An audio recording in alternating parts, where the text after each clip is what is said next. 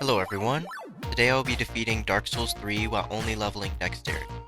This video will consist of the entirety of base game, as the DLC bosses will be within a different video. The weapon of choice for this run will be the Twinblades, more commonly known as the Sellsword Twinblades. This weapon is acquired at the start of the game choosing the Mercenary class, and we will be taking the soul as our starting gift. Every run in Dark Souls 3 starts with fighting Udex Gundy, and this challenge is no different. This boss is just an entry to show what this game is made of and if you're built for it.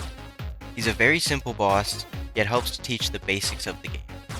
Although he does a good amount of damage, we do as well and are quickly able to get him into phase 2.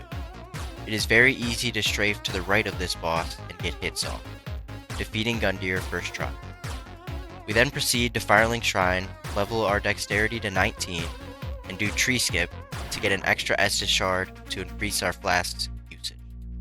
The covetous Silver Serpent Ring will be crucial as well to get more souls from the bosses we defeat down the line. Afterwards, we teleported to the High Wall of Lothric to fight Fort of the Boreal Valley. Along the way, we picked up some Titanite shards and another Estus shard. Eventually, these will not be useful due to not leveling Vigor for the entirety of the challenge, and soon bosses will one-shot me. We arrived at Fort, and the strategy I used was to stay as close to him as possible and try to get behind him, which quickly sends him into second phase. After he does his 3 charges, I got behind him to dodge the Ice Breath attack and finish him before he has the chance to do many other moves, completing Fort hitless, a good sign for the rest of the run. The demons flew me to Undead Settlement afterwards, and I ran through the area picking up some Titanite shards to get my weapon to +3 before fighting the bosses ahead. We acquire a Sharp Gem from a Crystal Lizard and can use that to turn the scaling of the weapon towards dexterity, perfect for this challenge. Although the other item needed is within Road of Sacrifices, which I grabbed shortly afterwards. Before the next bosses, we grab 2 rings. Flynn's Ring, which will increase the damage if we have lower equip load, and the Chloranthy Ring. This increases stamina recovery speed, which will be helpful with our low stamina bar. After grabbing these items, we fight Crystal Sage, and soon realize bosses from now on will 2-hit my entire health bar. So I take off my armor to get more of a benefit from Flint. This allows me to send him into phase 2 with only a couple of hits, and with a lucky guess on where you'd spawn, Crystal Sage goes down. Afterwards, I ran through Cathedral of the Deep, picking up an Undead Bone Shard and acquiring Lloyd's Sword Ring to increase damage when at full HP. I also defeated the giants in the middle of the cathedral in order to get some more large titans. I quickly go back and dispose of Curse Rotted Greatwood, which is one of my least favorite fights in this game, yet he goes down second try. I buy more Luring Skulls after going to Patches to hopefully make Beacons of the Deep easy. I had never used this before this fight, and it makes the fight a joke even more than it already was. We level up to get 41 Dexterity. Approaching the soft cap, the damage increases from our weapon will be more dependent on the level and getting more souls. I ran through Farron Keep, extinguishing the various flames needed for Abyss Watcher, and grabbed more large Titanite shards to get our weapon to +4. This fight against Dancer of the Boreal Valley is by far the toughest fight up to this point, as this boss is meant to be fought later. Yet, if I can defeat the boss, then more upgrade materials will be accessible, which could give me a +10 weapon before I fight the next boss. This boss can one-shot me with most attacks it has, making this fight much scarier. Positioning behind the boss during the first phase works consistently, yet once second phase starts, chaos ensues. After a lot of learning and roughly an hour of attempts, I finally defeated Dancer of the Boreal Valley, unlocking multiple new areas. Afterwards, we go to the first DLC to pick up more large Titanite shards, as well as a Titanite slab, and head back to Lothric Castle, proceeding to farm the knights for even more large Titanite shards, which took a lot longer than it could have.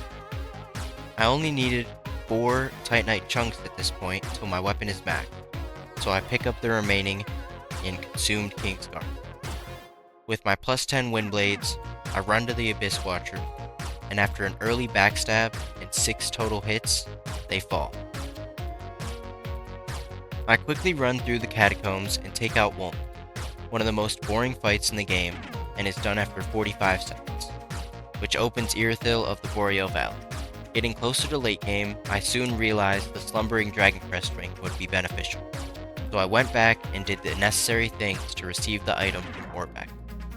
Before the following boss, I defeat Sullivan's Beast to receive a ring which will increase our damage for consecutive hits. Next up is Osiros, the Consumed King. We both do a lot of damage to each other, but with good RNG, I take the boss down within the first 5 tries.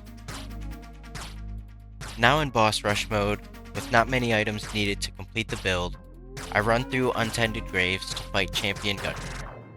This is one of my favorite fights within this game, although it is very difficult, with all of his moves taking me out if not rolled correctly. After many attempts, I struggled to find a strategy that was consistent, but still managed to defeat Gunner. I started running through the Ashes of Ariandel DLC to unlock Frida, and decided I will be back later. That's a whole different level. I traversed through Irithyll Dungeon, which was not enjoyable with such low vigor, yet the enemies who lowered my health didn't really play a factor. I found the Path of the Dragon emote to access Nameless King for way later in the chapter. Soon after that, I get to the Profaned Capital to fight the second Lord of Cinder, Yorn. I decided I was going to use Storm Ruler, as this isn't only a Sellsword Twinblades run, rather Dexterity Only. So after switching to Storm Ruler, I take him down. I proceeded to run through the rest of Irithyll, and after many attempts, I finally reach Pontiff Sullivan. The run up to Pontiff proved to be harder than the fight itself, as the amount of damage I was able to do in a short amount of time didn't allow him to spawn his clone. One step closer to the third Lord of Cinder, we level up our dexterity to 68, which is part of the reason the damage is this good at this point in the game. With that being said, Aldrich is not going to be easy. With his projectile spam and teleporting, after about 5 attempts, we got some great RNG to send him into second phase after one interaction. He then uses his infamous arrow move, yet I am able to evade it and finish Aldrich hitless. I decided after that I should do all bosses and almost forgot about Old Demon King. So I ran through Smoldering Lake. I shortly after this realized why I waited so long to do this, as I was not familiar with his moveset. Yet the next attempt, the damage is too much, and that is another boss down. I proceeded to go straight to Dragon Slayer armor, which didn't take long, and on the first attempt, I defeat the boss hitless, making him look like a pushover. I then get my dexterity to 78, the highest damage stat I've ever had in a Souls game, aiming to get 99 at the end of the challenge. With only 4 bosses left, I decided to go through Archdragon Peak and get Ancient Wyvern out of the way, which took a lot more attempts than I would like to admit, but eventually this boss goes down. After making it to Nameless King, I died multiple times and went to go defeat Lorien and Lothric instead, one of my favorite Souls bosses ever, especially for a duo boss. That doesn't make this boss any easier though, as I spent over 30 minutes on them, which is the only thing between me and the final fight within base game. It doesn't take too long to defeat first phase, and using the stairs in the arena to my advantage allowed this attempt to be easier. Yet second phase is when things really start to get difficult, with a lot of projectiles compared to the beginning of the fight. Once we get Lorien down, Lothric is able to be finished in a couple of combos, defeating Lorien and Lothric hitless. Before going to finish the main game, I decided that Nameless King is now or never, and on the first attempt of the day, I don't even get past phase 1. Yet the very next attempt I get a stance break in phase 2, which I did not expect with this sort of weapon, finishing him with the riposte. This means only Soul of Cinder stands between me defeating this Dark Souls 3 challenge. I first level up to 87 dexterity, and then I teleport to kill him with the first flame. And this fight proves to be very difficult, with many attempts that branched over 45 minutes, proving to be the toughest fight for me within base game. After many, and I mean many attempts, we finally get into phase 2, and we somehow get out of the infamous attack that traps the player, and take him down shortly afterwards, completing the Dark Souls 3 Dexterity Only challenge run, while completing all optional bosses within the base game. Thank you for watching this video. I will be live streaming different types of Souls challenge runs on Twitch, YouTube, and Kick. that are separate from the videos being made. If there are any challenge runs you have in mind that you would like to see, comment them down below. Hope you all have a good day, and I will see you in the next video.